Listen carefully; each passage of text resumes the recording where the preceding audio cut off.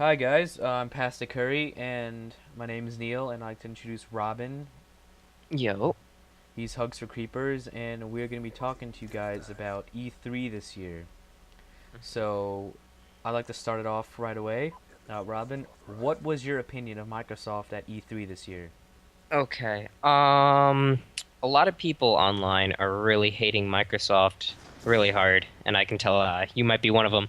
But I believe that Microsoft is going towards a different path than PS3 is looking for. I think they're going towards a path of family and entertainment kind of wise. I mean, to be honest, the Xbox One isn't a bad system in general, but honestly, if it did go on the path of like gaming like PS3 was following, I think PS3 or Sony might actually outcompete them. So I think they're trying to look for a different path around all this competition. So they're going towards entertainment and family. And I think on that path, they're actually doing quite well, like with this new kind of entertainment where you can use your cable network on it. It's like compressing all that junk you have in your living room all into one system. It's tidy, it's really nice looking, I must say. And it's honestly not the best for a gaming system. I mean, it'd be a good household system, like an entertainment system now and then. It's a good system, but gaming wise, it sucks, to be honest. And but Sony has been going towards a path of gaming, which they're doing Agreed. extraordinarily well, extraordinarily well. And so I was gonna ask you, what's your opinion on Sony this year and E3? You know, I think that this year was the best year for Sony yet, well, because of the way they stabbed Microsoft right in the chest, by listening to the community, and they gave great feedback.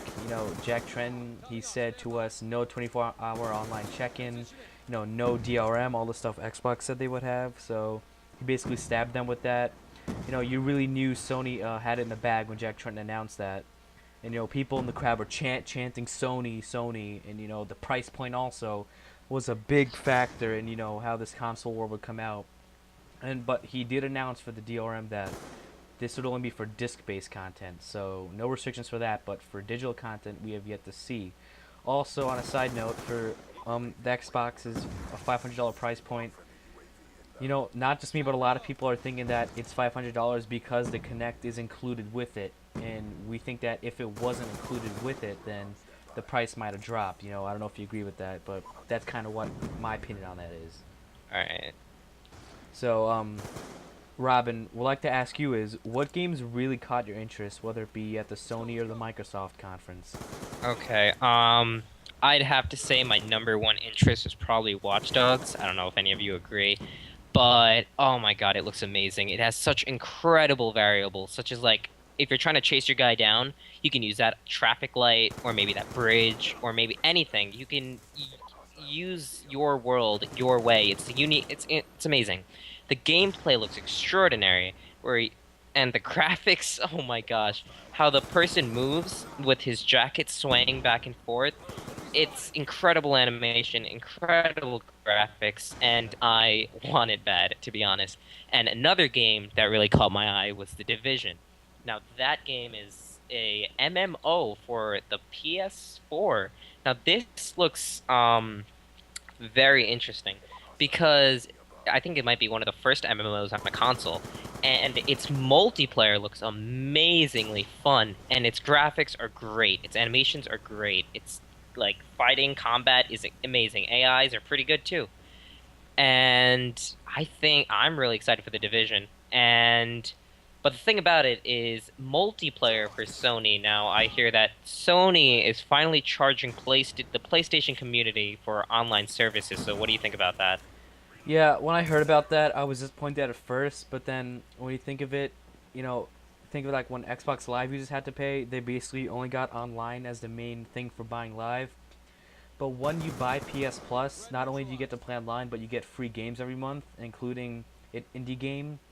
Every month, you get online play, you get early access to betas, and Sony says with that money that you pay for PS Plus, they'll also improve on online play with that money. That way, the PSN doesn't get hacked again. So that was my opinion on that. Also, Yeah. also, Robin, what do you think Microsoft can do to redeem themselves from screwing over their fan base and turning them over to the Sony side? Honestly, my biggest advice for Microsoft is listen to the community and go by their needs. That's what Sony does. They Hmm. go by their community because the majority wins in this case. The majority of people are gamers. The majority of people aren't like extremely rich, and the majority of people just want to have a fun time playing their awesome games. And honestly, if they don't need to go by the path of gaming, they can go by the path of entertainment. But if they are going on a different path, they have to kick ass in that one. And so far, they're doing pretty good in entertainment wise. Entertainment wise, they got a lot of good features, a lot of good new updates that they put in. And honestly, I think it's hard to now compare Microsoft to Sony anymore because they're kind of drifting off their own road, if you know what I mean. Yeah, they're going So on I their own think, path now. yeah, I think in the future it'll be extremely difficult to compare both of them because Sony is going to be all gaming and just incredible. It's going to have like a monopoly on gaming, while Microsoft is going to compete with all the other entertainment, like it's Apple or whatever, and they're going to, well, they're already competing with Apple, but they're going to compete with more entertainment-wise gaming entertainment, like a fusion of that. I see where they're going with like a new future. They want to like start fresh. I think they're just trying to avoid competition between Sony because they've been having like Xbox 360, PS3, those that they've been at it for a while. And drifting off, I think it might be for the best. Microsoft going its own path and Sony going its own path.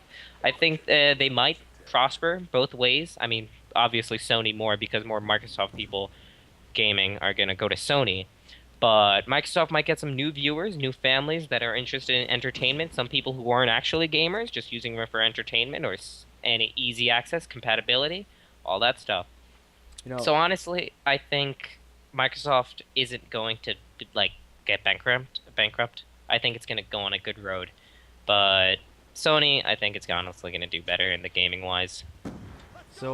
I noticed that this year that two major shooters are going to come out for both PS3, PS4, Xbox, and Xbox One, which is Call of Duty Ghosts and Battlefield 4. Mm, Now yeah. the concern with people is that not everybody's gonna buy Call of Duty Ghosts for PS4.